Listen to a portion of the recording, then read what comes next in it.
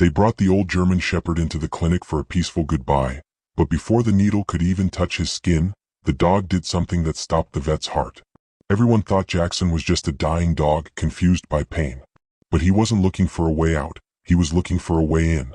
He began throwing his failing body against a locked nursery door, let out a sound no one had ever heard, and refused to settle until they opened it. The staff called it a terminal glitch. The owner thought it was a final burst of fear.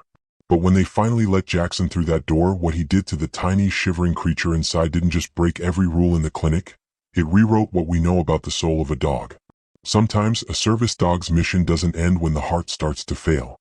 It ends when the job is done. Stick around because you won't believe the miracle this dog left behind. Before we get deep into the story, please let me know in the comments where you're watching from. Hit subscribe if you're hooked in and ready to enjoy this story, because tomorrow I have another beautiful story to share with you and I don't want you to miss it for anything. Now let's get into the story.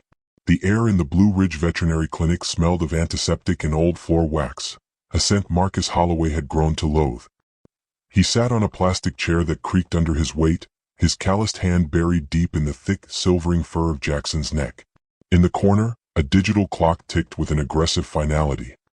"He's peaceful for now, Marcus," Dr. Saracen said, her voice barely a whisper.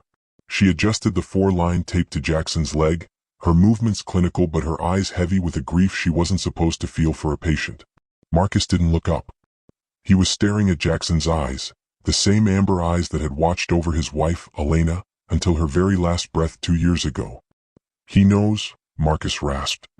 "He's been Elena's eyes and ears for a decade. He knows this is the end of the road." The silence of the room was interrupted by a muffled, high-pitched bleat coming from the livestock wing. It was a weak, wet sound, the cry of the runt, a premature lamb the staff had been struggling to save for 36 hours. Suddenly Jackson's head snapped up. The lethargy that had defined his last few days vanished. A low, guttural vibration started in his chest. It wasn't a growl of aggression, it was a note of recognition. "Jackson, lay down, boy," Marcus urged, his heart hammering. But the dog ignored him.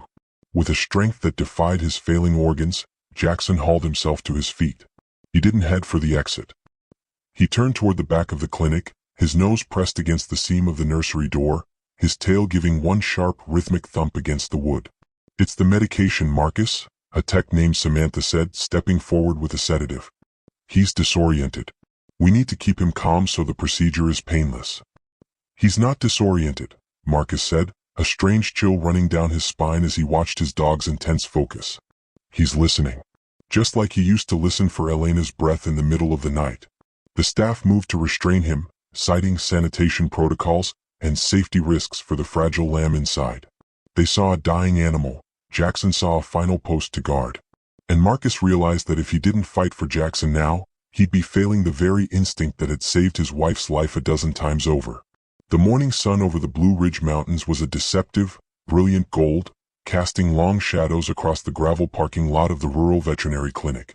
Marcus Holloway sat in his rusted Ford F-150, his large, calloused hands gripping the steering wheel until his knuckles turned white. Beside him in the passenger seat, Jackson, a 13-year-old German shepherd with a coat the color of burnt embers and midnight, let out a soft, huffing breath.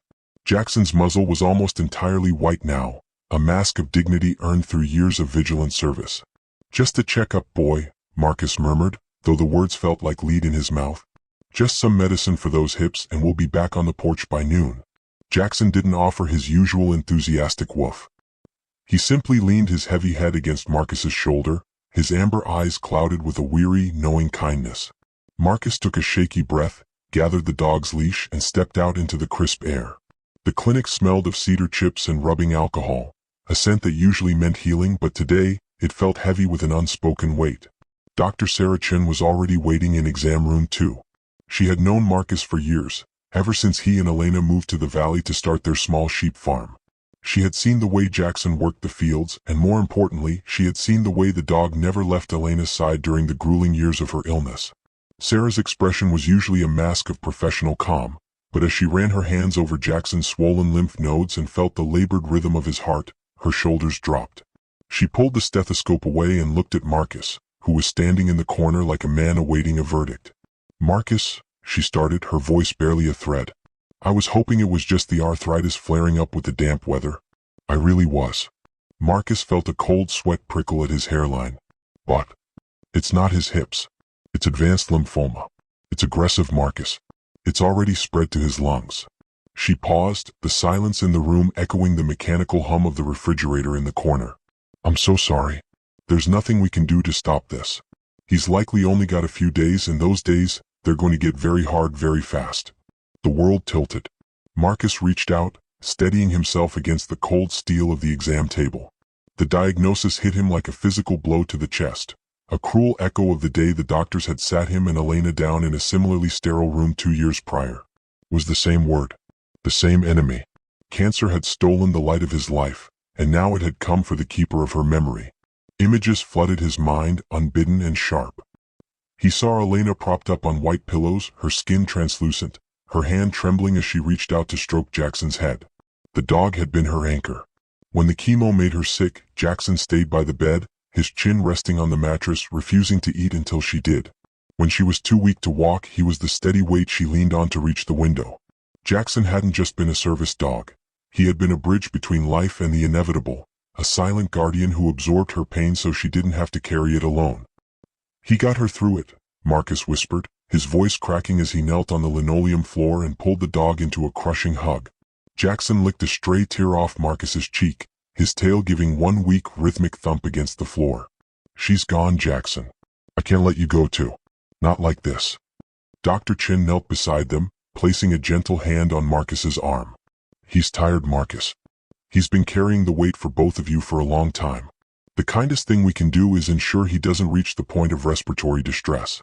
We can make it peaceful. We can do it here, or I can come to the farm tomorrow. Marcus shook his head. He thought of the empty farmhouse, the silence that already felt like a shroud. If he took Jackson home and watched him struggle for breath in the kitchen where Elena used to dance, he knew he would lose his mind. He couldn't endure a slow goodbye. He couldn't watch the light fade from those amber eyes over 48 agonizing hours. No, Marcus said, his voice hardening with the resolve of a man who had seen too much death. I can't drag this out. I can't watch him wither away like she did. He deserves better than a long goodbye. He looked up at the clock on the wall. It was nearly noon. What time do you close? We're here until 7, Sarah replied softly. 6 o'clock, Marcus decided, the words feeling like a betrayal. I'll bring him back at 6. We'll spend the afternoon in the high pasture. Then we'll say goodbye. The afternoon was a blur of golden light and crushing silence. They sat in the tall grass where the sheep usually grazed, the wind whistling through the pines. Marcus talked to him, telling him stories about Elena that the dog already knew by heart. He fed him a cheeseburger from the local diner, which Jackson accepted with a gentle grace, though he only ate half. As the sun began to dip behind the peaks, casting the valley into a bruised purple twilight, Marcus loaded Jackson back into the truck. The drive back to the clinic was the longest 5 miles of his life. Every breath the dog took felt like a ticking clock. When they pulled back into the clinic lot at 5:50 p.m., the closed sign was already flipped, but the lights inside were glowing. Marcus sat in the dark cab for a moment, his forehead resting against the steering wheel. Ready, boy? He choked out. Jackson didn't move toward the door. Instead, as Marcus opened the truck, the dog's ears suddenly swiveled forward. His nostrils flared, catching a scent on the wind that Marcus couldn't perceive.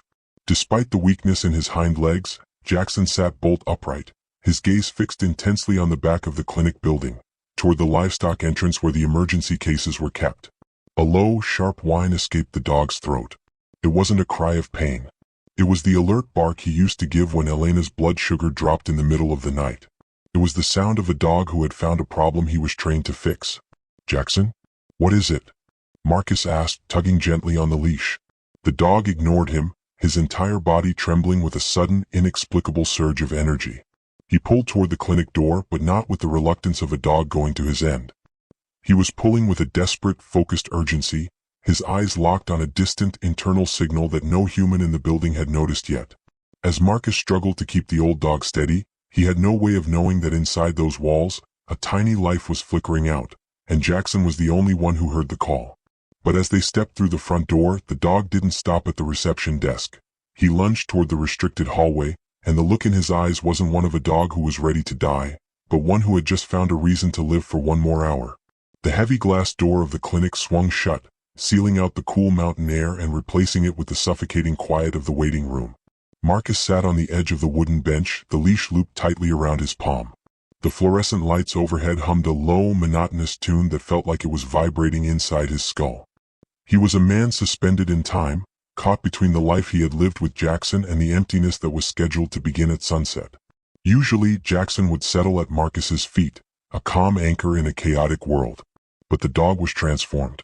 His breathing was heavy, not just from the fluid in his lungs, but from a sudden, sharp intensity. He stood on trembling legs, his paws sliding slightly on the polished linoleum, his gaze fixed on the double swinging doors that led to the treatment area. "Easy, Jackson. Sit down, boy," Marcus whispered, reaching out to steady the dog's flank. Jackson didn't sit. Instead, he let out a low, urgent whine and surged forward. The leash went taut, pulling Marcus's arms straight. It was a staggering display of will. By all medical accounts, the dog should have barely been able to stand, yet he was navigating toward the back of the clinic with a frantic, limping gait. Samantha, a young veterinary technician with a ponytail and a tired smile, stepped out from behind the reception desk. "Whoa there, big guy. Where are you heading in such a hurry?" She reached down to gently block his path, but Jackson nudged her hand aside with his muzzle, his focus never wavering from the hallway. "I'm sorry, Samantha," Marcus said, his face flushing with a mix of embarrassment and exhaustion. "He's been like this since we pulled into the lot. I think the pain is getting to him. Or maybe the pills Sarah gave him earlier have him mixed up." "It's okay, Marcus," Samantha said, her voice softening as she looked at Jackson's white muzzle. "He probably just smells the commotion in the back. It's been a bit of a circus today." She glanced toward the hallway inside. "We've got a premature lamb in the livestock recovery ward. Born 3 weeks early on the Miller farm. Her mother rejected her completely, wouldn't even look at her. We've been trying to get her body temperature up and her vitals stable, but she's just not responding to the warming lamps. It's a sad little thing, really. Not much bigger than a loaf of bread and losing the fight." Jackson let out another whine, this one higher, more desperate. He dug his front claws into the floor, trying to pull Marcus toward that specific hallway. He wasn't sniffing the air for treats or looking for an exit. He was oriented toward that door marked livestock recovery, as if he were pulled by an invisible tether. "See," Marcus said, a lump forming in his throat. "He's agitated. He can hear that lamb or smell the stress. It's too much for him. He spent his whole life looking after things and now he's confused. He thinks he has to go to work."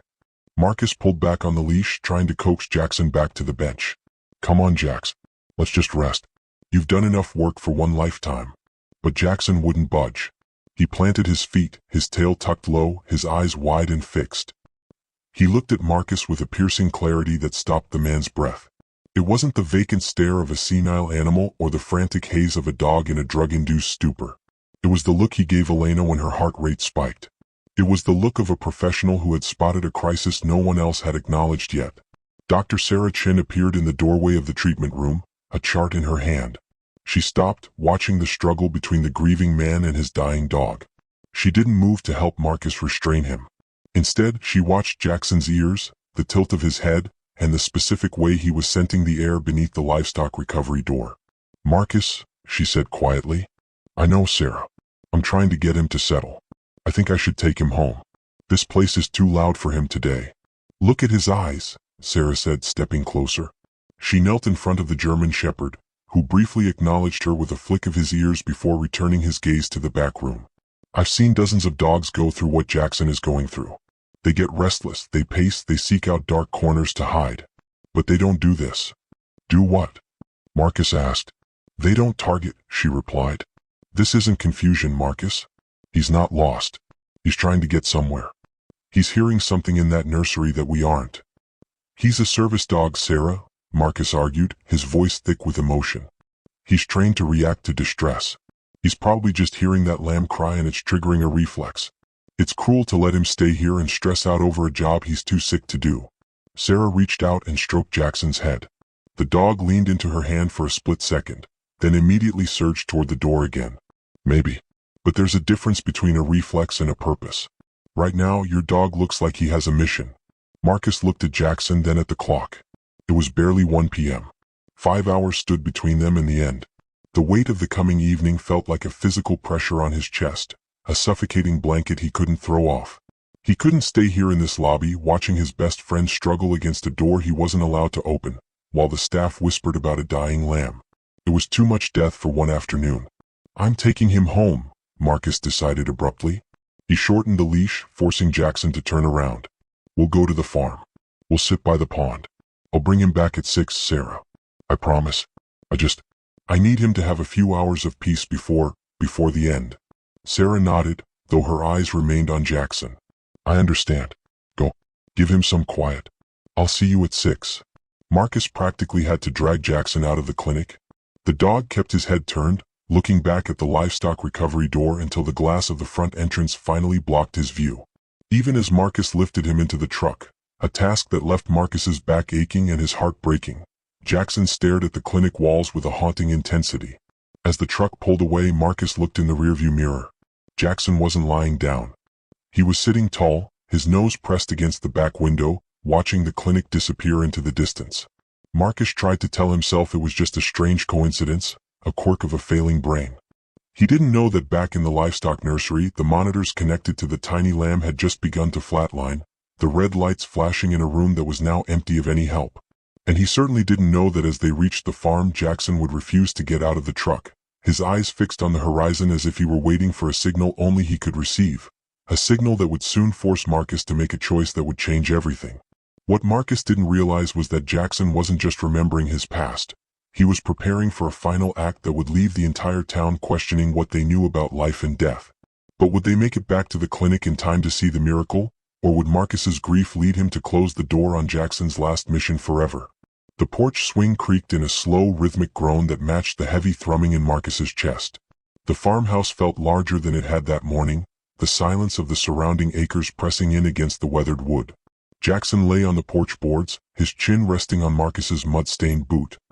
He wasn't sleeping.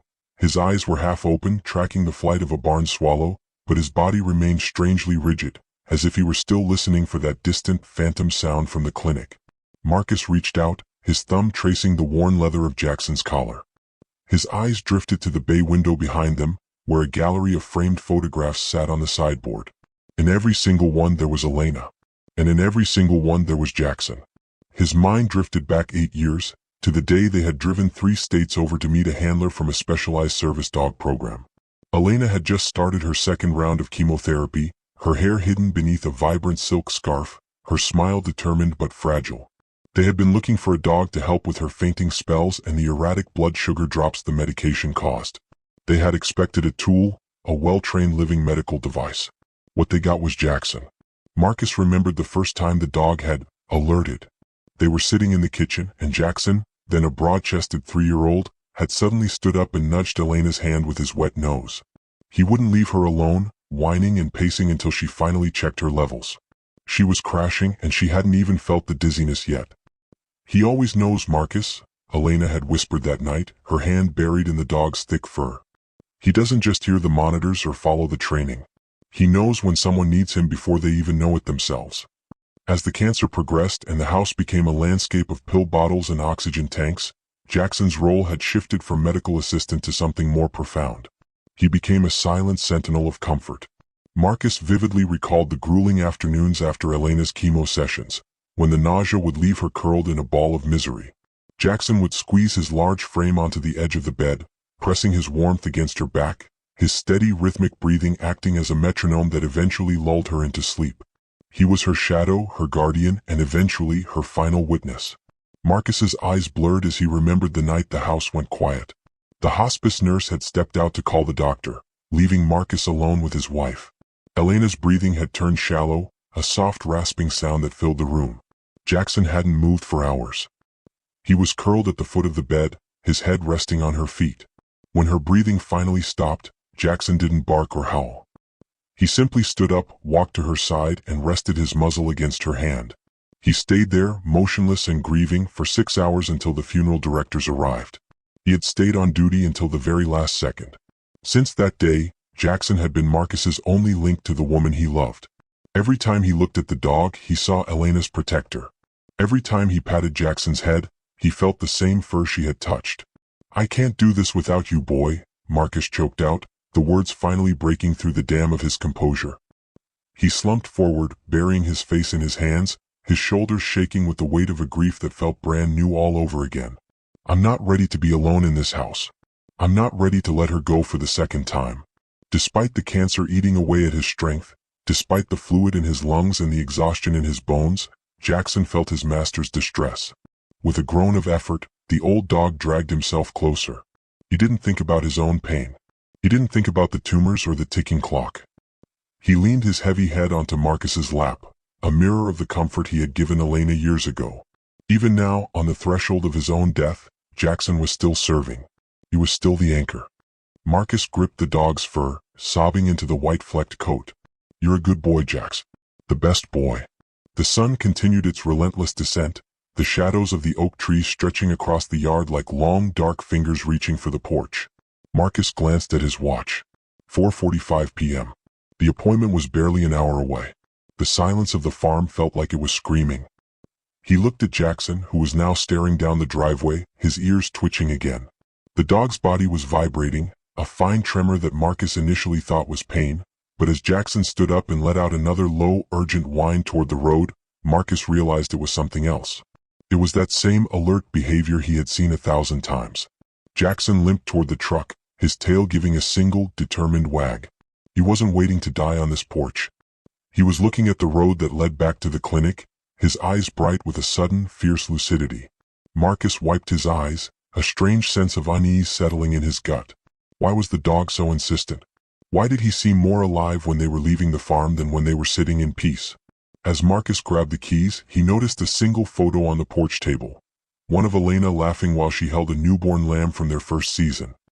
He shook the thought away, but as he helped Jackson into the cab, the dog let out a sharp, commanding bark that echoed through the valley. It was a call to action, a sound Marcus hadn't heard in years. He realized then that Jackson wasn't just ready for the end. He was waiting for a door to open. But as the clock struck 5:15, Marcus began to wonder if he was driving toward a goodbye, or if he was about to witness a side of his dog that defied every law of nature he understood.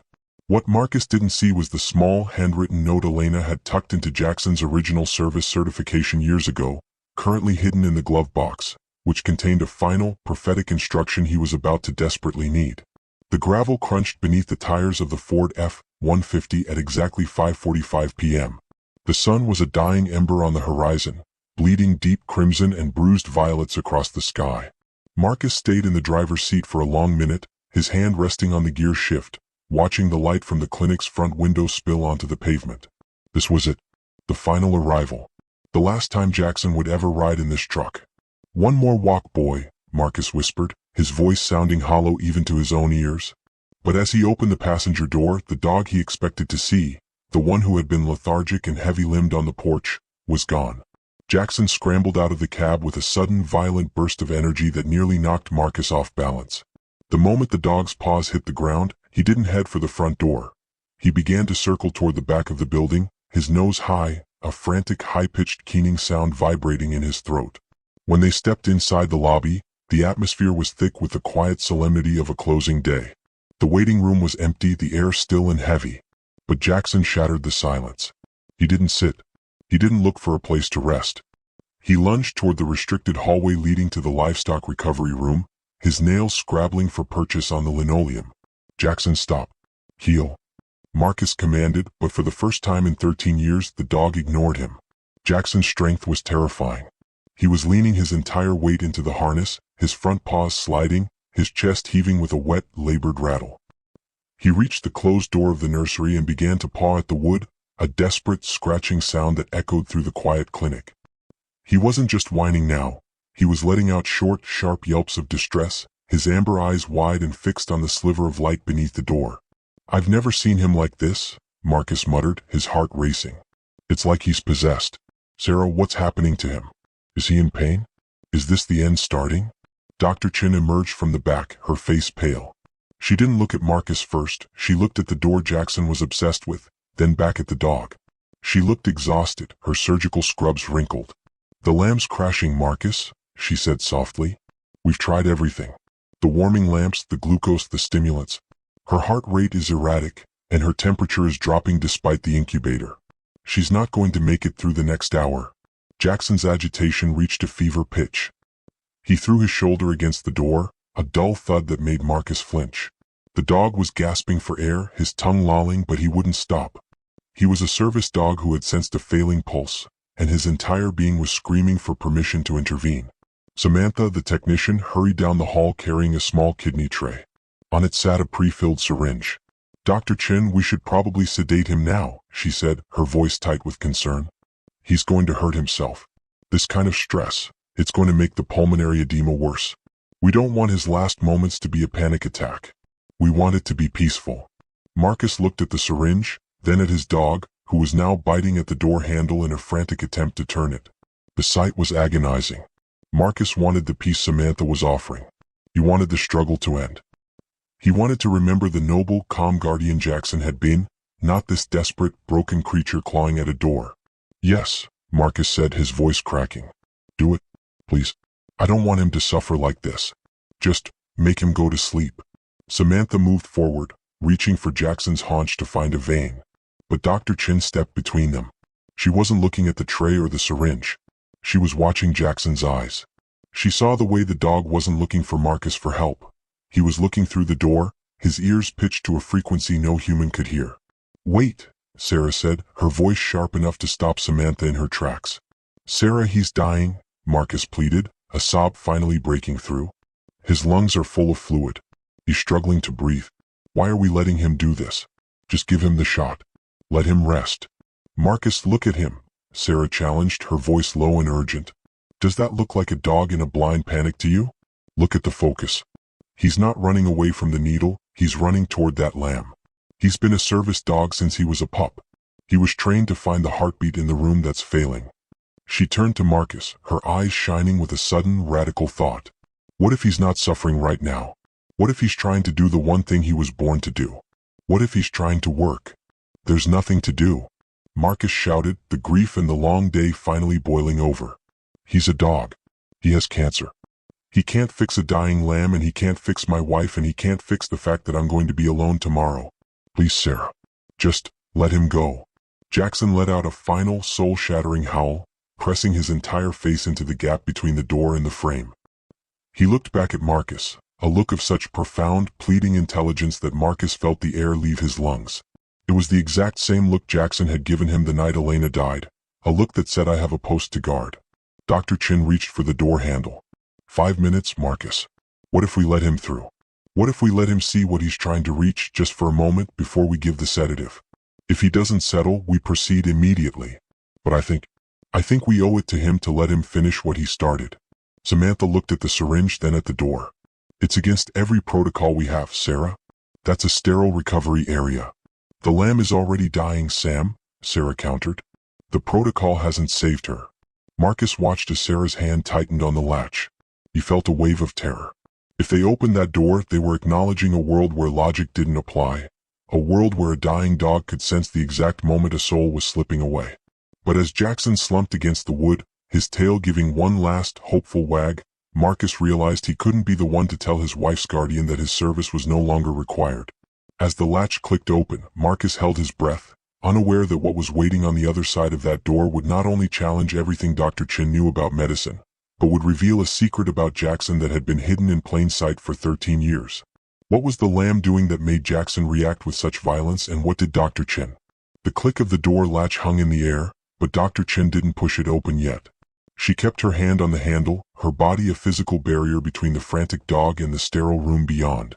Behind her, the rhythmic, high-pitched alarm of a cardiac monitor began to pulse, a steady, panicked beep-beep-beep that signaled the lamb's life was receding into the shadows. "Dr. Chin, we're losing her," Samantha said, her voice rising with clinical urgency. "And we're losing him. Look at his tongue, Sarah. It's turning blue. He's not getting enough oxygen. We need to administer the sedative now, or he's going to go into full cardiac arrest in the hallway." Marcus felt a wave of nausea.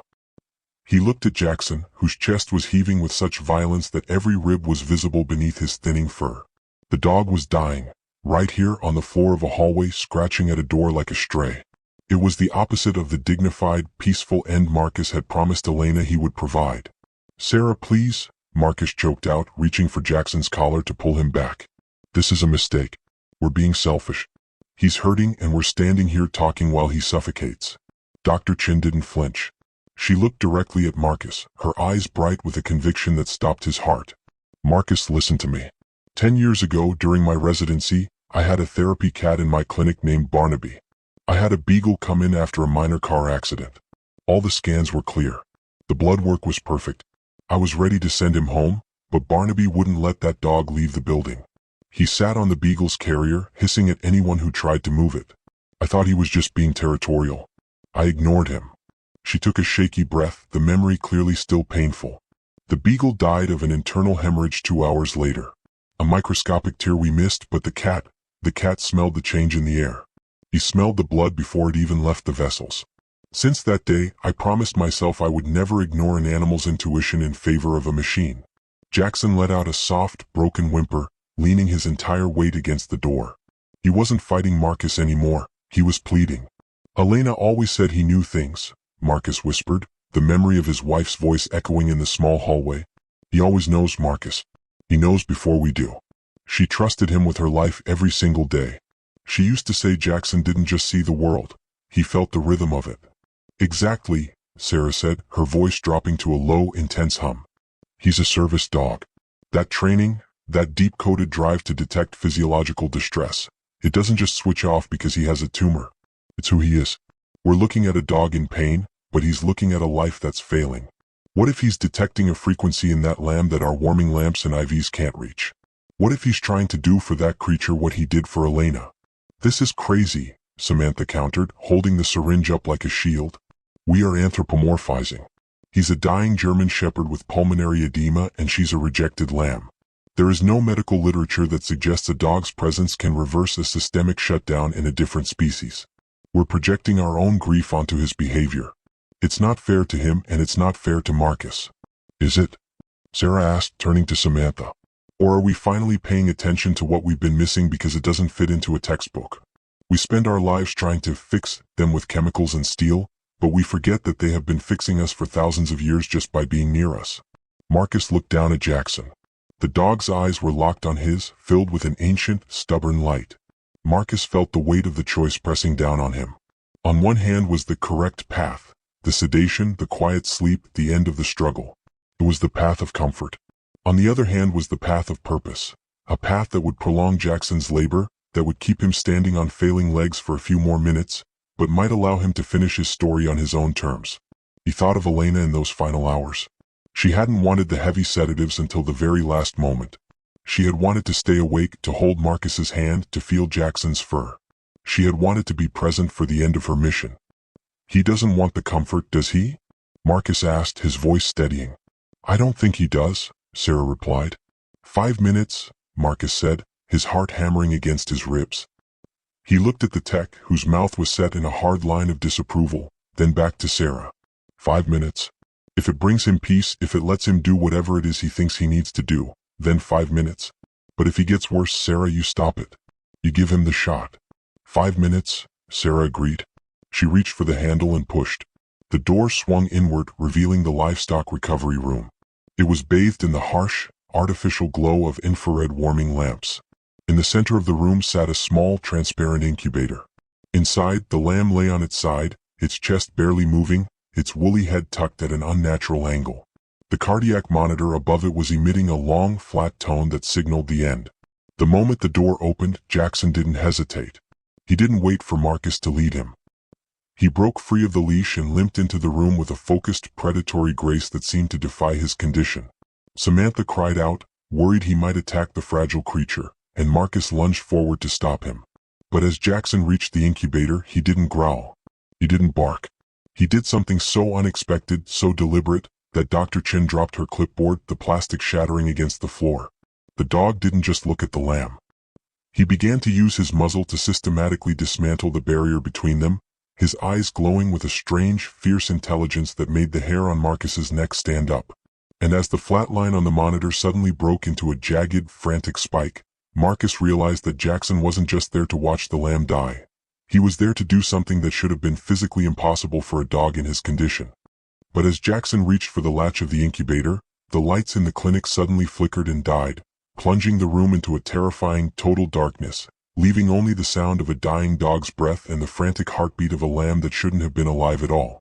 What did Jackson do in the dark that made the monitors scream, and why did Dr. Chen suddenly realize that the lamb wasn't the only one whose heart was about to stop? The darkness that had swallowed the room lasted only a heartbeat before the emergency generators kicked in with a low, mechanical thrum. Red auxiliary lights flickered to life, casting an otherworldly crimson glow over the recovery ward. In that dim, saturated light, the clinical reality of the vet office seemed to dissolve, replaced by something ancient and primal. Jackson didn't wait for the humans to adjust their eyes. He moved with a terrifying, singular focus. His back legs dragged slightly, the effort of standing costing him more than Marcus could bear to calculate, yet he didn't stumble. He reached the side of the clear acrylic incubator where the lamb lay, a pale, limp scrap of wool beneath the useless glow of the infrared lamps. With a delicacy that seemed impossible for a dog of his size, Jackson pressed his broad, wet nose against the latch. It wasn't fully caught, and with a rhythmic nudge, he forced the door of the incubator to swing wide. Samantha made a move to intervene, her hands reaching out to protect the fragile newborn, but Dr. Chen caught her wrist. "Don't," Sarah whispered. "Just watch." Jackson didn't snap and he didn't bite. He stepped into the confined space of the low-level recovery bed, his joints popping with a sound that made Marcus wince. Slowly, with the practiced grace of a dog who had spent a decade maneuvering around hospital beds and oxygen lines, Jackson lowered himself onto the pad. He didn't just lie down near the lamb. He began to circle it, mirroring the nesting instinct of a mother. Then he did it.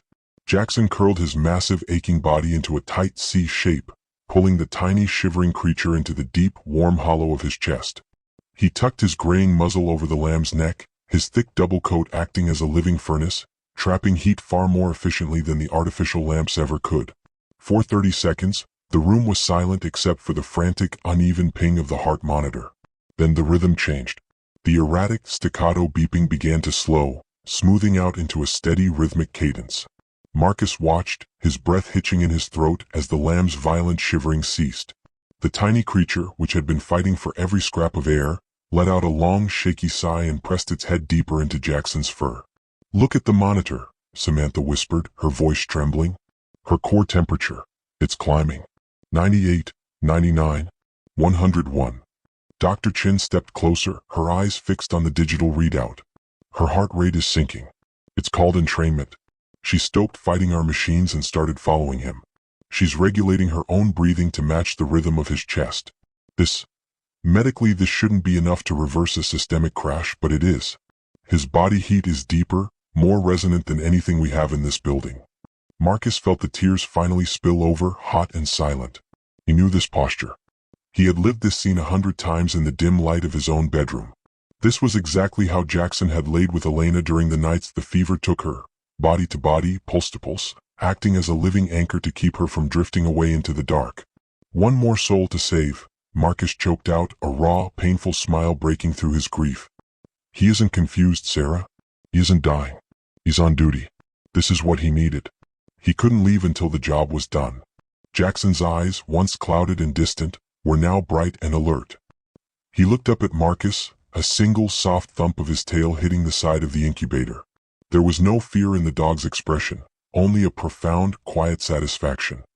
He had found the one creature in the building that needed him more than Marcus did, and in that act of service, the pain of his own failing body seemed to have been pushed into the background. Samantha stood by the door, her hand over her mouth, her skepticism replaced by a stunned, reverent awe. "I've worked in veterinary medicine for 15 years, she whispered. "I've seen miracles, but I've never seen a dog decide to be the medicine." The red emergency lights bathed the pair in a warm, protective glow. The lamb was now nursing weakly at Jackson's fur, its tiny legs twitching in a dream of safety. But as Marcus watched, he noticed the heavy, labored rise and fall of Jackson's own ribcage. The dog was pouring every ounce of his remaining life force into the lamb, acting as a battery for a dying soul. Dr. Chen checked her watch, then looked at Marcus with a heavy, complicated expression. "He's stabilizing her, Marcus. But the effort, it's taking everything he has left. He's holding the door open for her, but he's standing in the draft himself." As the minutes ticked by, the bond between the dying guardian and the newborn survivor became so palpable it felt like a third presence in the room. But as the clock on the wall crept toward the hour of their final appointment, a shadow fell over the doorway. The clinic's owner, a man known for his rigid adherence to insurance and liability, had arrived early, and the look on his face suggested that Jackson's final mission was about to face its most dangerous obstacle yet. Will the clinic's director force Jackson away from the lamb before the stabilization is complete? And what did Dr. Chin see on the security footage from an hour ago that changed everything she thought she knew about Jackson's connection to this specific lamb? The ticking of the clock in the recovery ward seemed to slow, each second heavy with the gravity of what was unfolding. For 90 minutes, the world outside the clinic ceased to exist. The rural traffic died down, the birds went silent in the trees, and the staff of the Blue Ridge Veterinary Clinic stood in the shadows of the nursery, bearers of a silent, sacred vigil. No one spoke of protocols or schedules. Even the clinic director, who had initially marched toward the room with a scowl of liability concerns, stopped dead in the doorway, his hand falling limp at his side as he took in the scene. Jackson remained a living shield. He hadn't shifted an inch, his heavy body curved like a fortress around the lamb. The transformation in the tiny creature was nothing short of miraculous. The translucent, blue-tinged skin of the newborn had deepened into a healthy, vibrant pink. Her shivering had stopped entirely, replaced by the soft, rhythmic rise and fall of her ribs as she slept deeply against the rhythmic thrum of Jackson's heart. She even began to make small, instinctive nursing motions against his fur, a sign that the will to live had finally taken root. But as the lamb thrived, Jackson began to fade. The price of the miracle was written in every labored gasp the old dog took. His breathing, once merely heavy, was now a wet, systemic struggle. The fluid was winning. His amber eyes, which had been so sharp and focused an hour ago, began to grow glassy, drifting toward the far corners of the room as if he were seeing something Marcus couldn't. Dr. Chin moved closer, her stethoscope barely touching Jackson's side. She didn't need the machine to tell her what was happening. She looked up at Marcus, her eyes brimming with a soft, devastating clarity. "His heart is giving out, Marcus," she whispered. "He's reached the limit of what his body can endure. But look at his vitals, he's fighting the natural shutdown. He's holding on. For her." Marcus felt a lump in his throat so large it felt like it would choke him. He realized then that Jackson was waiting. He was the ultimate professional, a service dog who would never leave his post until he was officially relieved. He was waiting for permission. Kneeling on the hard floor, Marcus placed one trembling hand on Jackson's graying head and the other on the soft, warm wool of the lamb. The contrast was a physical ache, the heat of the new life thriving and the cooling, slowing pulse of the old one passing it on. "You did it, boy," Marcus whispered, his voice thick with a mixture of pride and soul-crushing grief. "Look at her. She's okay now. You saved her, Jax."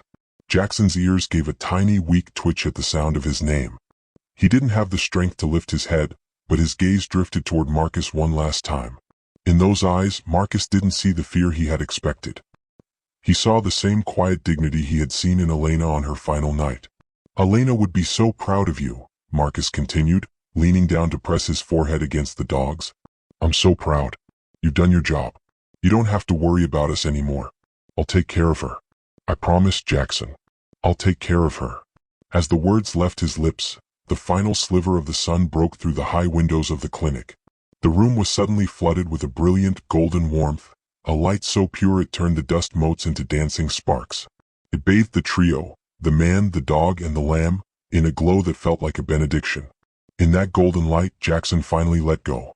His breathing slowed, the ragged gasp smoothing out into a single long, peaceful exhale. His eyes drifted shut, not with a flinch, but with the quiet ease of a weary traveler finally reaching home. There was no struggle, no frantic grab for air. With the lamb safe and warm against him, Jackson simply ceased to be. The silence that followed was absolute. Dr. Chin placed her hand over Jackson's heart, waited, and then slowly looked up at Marcus with a somber nod. "He's gone, Marcus. He's at peace." The lamb, sensing the change in the rhythm beneath her, stirred in her sleep. She nuzzled deeper into Jackson's thick, still warm fur, letting out a soft, contented bleat, completely unaware that the heartbeat that had saved her was now silent. She had been plucked from the edge of the abyss by a guardian who had refused to die until she was safe. It was the ultimate act of service, a death that was not an ending but a deliberate passing of the torch. Marcus didn't move for a long time. He sat in the golden dust of the sunset, holding onto the shell of his best friend while the new life Jackson had bought with his final breath stirred against his hand. He felt the weight of the legacy Jackson had left him, a responsibility that felt less like a burden and more like a gift. But as the staff began to move, preparing to handle the aftermath, Samantha let out a small, stifled gasp. She was looking at the cardiac monitor that was still attached to the lamb. The screen was flickering with a strange, rhythmic interference that shouldn't have been there, a secondary pulse that was perfectly mirrored on the screen long after Jackson's heart had stopped. What was the monitor picking up from the silent dog? And why did Dr. Chen suddenly realize that Jackson's final gift to Marcus was something far more permanent than just the life of a lamb? The silence that followed Jackson's final breath was not the hollow, ringing silence of a tragedy, but something heavier and more resonant. It was the stillness that follows a completed symphony. Marcus remained on the floor, his hand buried in Jackson's silvered fur, feeling the heat slowly begin to dissipate from the dog's massive frame. But beneath his other hand, the lamb was a pulsing, vibrant counterpoint. She was warm, her breathing deep and rhythmic, her small body finally thriving in the wake of the guardian's departure. Dr. Chen stepped forward, her movements slow and reverent. She placed 2 fingers against the lamb's neck and then checked the monitor. She's holding Marcus. Her temperature is a perfect 102 degrees. Her heart rate has stabilized at a strong, steady pace. She looked at the monitor one last time before turning it off, the digital screen going dark. He didn't just comfort her. He saved her. Samantha, who had been standing by the door with the unused sedative still in her tray, suddenly let out a strangled sob. The tray rattled as she set it on a nearby counter, her shoulders shaking. "I'm so sorry," she whispered, wiping her eyes with the back of her hand. "I almost didn't let this happen. I was so focused on the protocol, on their right way to do things, that I almost sedated him and took this away from him. I almost took it away from her." Sarah walked over and placed a grounding hand on the young tech's shoulder. "We're trained to trust the machines, Sam. But Jackson was trained to trust life." She turned back to Marcus, her clinical mind trying to bridge the gap between the miracle they had witnessed and the science she had studied for years. Physiologically, what he did was incredibly significant. A double-coated breed like a German Shepherd provides a specific kind of radiant heat, a thermoregulation that no electric lamp can mimic perfectly. But it's more than that. The lamb's nervous system was in a state of total shock, a failure to thrive, because she felt abandoned. Jackson provided the biofeedback she needed. He gave her a heartbeat to follow, a breathing pattern to mimic, and a scent of safety. He literally breathed life back into her. Marcus listened, but his eyes were fixed on the lamb's face. For the first time since Elena's death, the crushing weight in his chest, the one that felt like a mountain of cold stone, began to shift. It didn't disappear, but it changed. It became something lighter, something that felt like a foundation rather than a burden. "He didn't just help that lamb," Marcus said, his voice low and steady. "He helped me understand something I've been fighting for 2 years. I thought death was just an ending. I thought it was just empty. But Jackson showed me that even at the very edge, there can be purpose. Even when the body is failing, the spirit can still serve." He looked at Dr. Chen, a new light in his eyes. "I can't leave her here, Sarah. This lamb, she's got his spirit in her now. And she needs a home. You want to take her?" Sarah asked, a small, knowing smile touching her lips. "I do. And I'd like to name her Elena. It's a full circle, I think. Jackson looked after one Elena until the end, and now he's given me another to look after from the beginning." The clinic staff, moved by the quiet intensity of the moment, began to move with a new sense of mission. While Sarah finalized the paperwork for the adoption, Samantha helped Marcus gather what he would need: a heating pad for the truck, a bottle, and specialized colostrum supplement. The news of what had happened began to leak out of the recovery room. The clinic director, the receptionists, and even a farmer who had been waiting in the lobby to pick up medication lingered by the door, whispering in puzzled, odd tones about the service dog miracle. Word spreads fast in a small farming community like theirs. By the time Marcus was ready to leave, the phone at the front desk was already ringing with neighbors asking if the story was true. Marcus stood up, his joints protesting, and took Jackson's leather collar from Dr. Chen. He tucked it into his pocket, the metal tags jangling with a familiar, comforting sound. Then he reached down and gently scooped the lamb into his arms. She was surprisingly heavy, a solid weight of living, breathing proof that Jackson's life had meant something right up to the final second. "I'm taking them both home," Marcus said firmly. As he walked out of the clinic doors, carrying the newborn lamb tucked against his chest, the staff stood in a line in the hallway, a silent guard of honor for the man and the legacy he was carrying. Marcus felt the cool night air hit his face, but he didn't feel the usual chill of loneliness. He felt the warmth of the small creature in his arms, and for the first time in a long time, he looked toward his dark farmhouse not with dread, but with the knowledge that there was work to be done.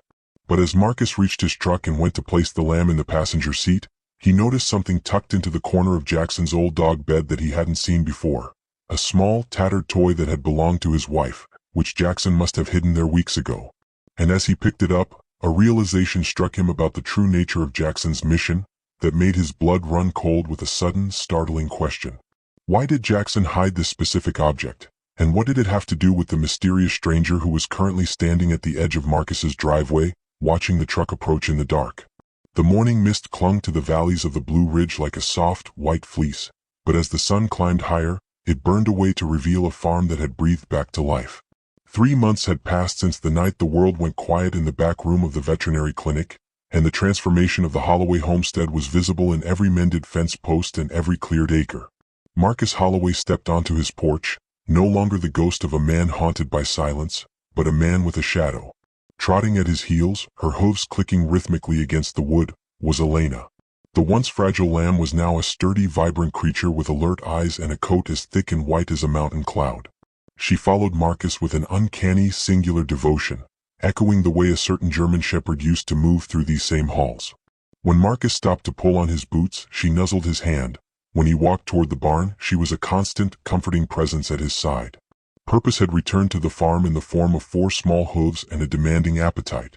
The grueling mornings of bottle feeding and temperature checks had forced Marcus out of his grief and back into the light. He found himself waking up not with the dread of a hollow day, but with the responsibility of a life that wouldn't exist without a miracle. After the morning chores were finished, Marcus took his usual walk up to the great oak tree on the hill. 2 headstones sat side by side beneath the sprawling branches, one of polished granite for his wife, and a smaller, simpler marker of fieldstone for Jackson. Marcus sat on the grass between them, Elena the lamb settling down beside him, tucking her head against his leg in a gesture that felt hauntingly familiar. "The hay's coming in good this year, El," Marcus whispered, looking toward his wife's grave before shifting his gaze to the stone where Jackson's collar was draped. "And this one here, she's getting faster every day, Jax. Stubborn too. Just like you said." He paused, a gentle smile tugging at the corners of his mouth. He spent an hour there, sharing the small victories of the farm with the 2 souls who had shaped his world. He realized now that he wasn't just talking to the dead. He was carrying them with him into the living. Later that afternoon, Marcus drove back into town. The local newspaper had run a front-page story on Jackson's final act of service, and the response had been a tidal wave of community support. People he hadn't spoken to in years had left bags of feed on his porch. Others sent letters detailing how the story of the dog and the lamb had given them hope during their own times of loss. When he stepped into Dr. Chen's clinic, the atmosphere felt different. It was no longer just a place of clinical efficiency. As he walked toward the reception desk with Elena the lamb at his side, Dr. Chen emerged from the back, her face brightening. "She looks incredible, Marcus," Sarah said, kneeling to let the lamb nuzzle her palm. A far cry from that tiny thing in the incubator. "She's got a lot of fight in her," Marcus replied. He reached into his pocket and pulled out an envelope, placing it on the counter. "I sold the old tractor. I want this to start the Jackson's Legacy program. I want it to help other people get service animals, and maybe fund some therapy work right here in this clinic. I don't want another person to feel like they're facing the end alone." Sarah took the envelope, her eyes shimmering. "Marcus, it's more than enough. Thank you." She gestured for him to follow her into the main hallway. "There's something I want you to see." Mounted on the wall, in a place of honor where every pet owner would see it upon entering, was a large, framed photograph. It was the moment of grace captured forever. Jackson, his graying muzzle resting protectively over the tiny, shivering lamb, both of them bathed in that final golden sunset light. "This moment changed everything for us," Sarah said softly, her voice echoing the reverence of that night.